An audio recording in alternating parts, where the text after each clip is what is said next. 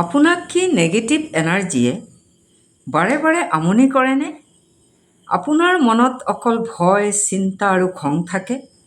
তেন্তে শুনক, negative energy হ'ল এক ধৰণৰ অন্ধকাৰ, যিটোৰ পৰা ৰক্ষা পাবলৈ আপুনি সদায় পজিটিভ ভাবিব লাগিব। এই নেগেটিভিটিৰ জন্ম আমাৰ মনত কেতিয়া হয় জানেনে? যেতিয়া আমি আনক দুখো বা ভৱিষ্যতৰ কথা ভাবি ভাবি ভয় পাওঁ। এই নেগেটিভিটিৰ পৰা আপুনি কেনেকৈ ৰক্ষা পাব? আপুনি ৰাতিপুৱা শুই উঠি বিচনাত অলপ সময় মৌন হৈ বহিব আৰু নিজক ক'ব, মই এটি আত্মা, এটি সূক্ষ্ম জ্যোতিবিন্দু হয়। মোৰ স্থান এই শৰীৰত দুই ভ্ৰুকুটিৰ মাজত। মই শান্ত হওঁ, মই প্ৰেম হওঁ।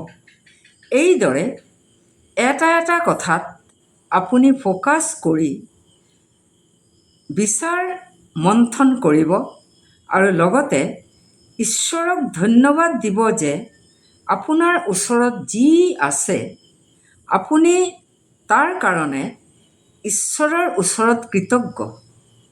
সেইকাৰণে যেতিয়া আপোনাৰ মনত নেগেটিভ বিচাৰ আহিব, আপুনি লগে লগে মনত পেলাব যে মইতো আত্মা হওঁ, আত্মাটো পোহৰ হয়, আত্মাত এন্ধাৰ কেনেকৈ আহিব?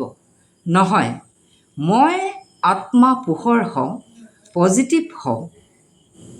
এনেকৈ ৰাতিপুৱা শুই উঠি বিচনাত আৰু ৰাতি শুবলৈ যাওঁতে বিচনাত বহি আপুনি আত্মাৰ এটা এটা গুণ লৈ বিচাৰ মন্থন কৰিব। আপুনি চাব, লাহে লাহে আপোনাৰ মনৰ পৰা নেগেটিভিটি আঁতৰি গৈছে।